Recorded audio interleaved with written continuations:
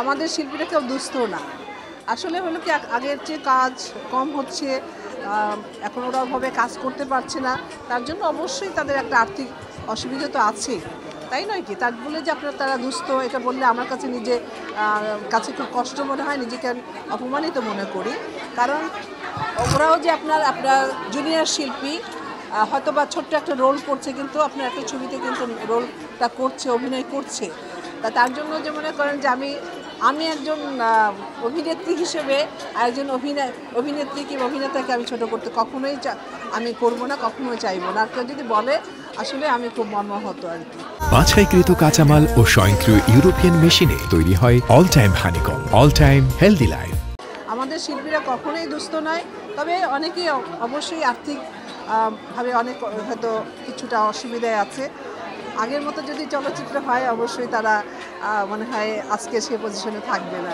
আমাদের সাংস্কৃতিক প্ল্যাটফর্ম যেমন আমাদের চলচ্চিত্র অনেক বছর থেকে একটু কি বলবো অনেকটাই কম, তারপর ইদানিং কিছু ভালো ছবি হচ্ছে আর কি। আর এখন হলো কি আপনার হলও তো ওরকম নাই যেগুলো আছে সিনেপ্লেক্স, আর ওটিটি প্ল্যাটফর্ম অনেক বেড়ে গেছে।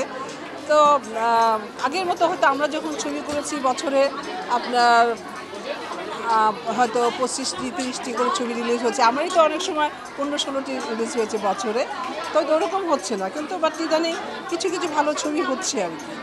আর তারপর অন্যদিকে কিন্তু সাংস্কৃতিক অঙ্গনটা বেশ প্রসারিত, আপনার ওটিটি প্ল্যাটফর্ম বেড়েছে, তারপর আমাদের যে নারীরা উদ্যোক্তা, তারপর আপনার অনেক অ্যাওয়ার্ড বলেন, মানে সোশ্যাল মিডিয়া কিন্তু অনেক দিক থেকে বেড়েছে আর কি, একদম কমতি নাই কিন্তু আমি মনে করি। এফডিসি তো এখানে একটা সংস্কৃতি আপনার তৈরির প্ল্যাটফর্ম, একটা ঘর।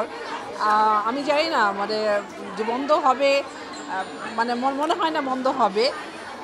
বন্ধ হওয়াটা উচিত না, কারণ তাহলে তো আমরা যে বাঙালি, আমাদের বাংলা সংস্কৃতির একটা কিন্তু প্ল্যাটফর্ম তো দরকার আছে আর কি।